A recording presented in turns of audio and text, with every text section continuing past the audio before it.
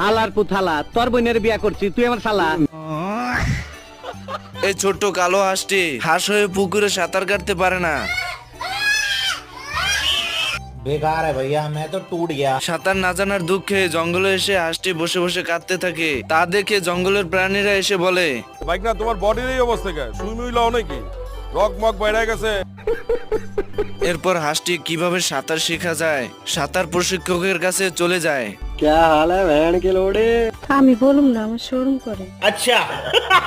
এটা কোনো সিদ্ধি বিদ্ধি না, এটা সবজি। আচ্ছা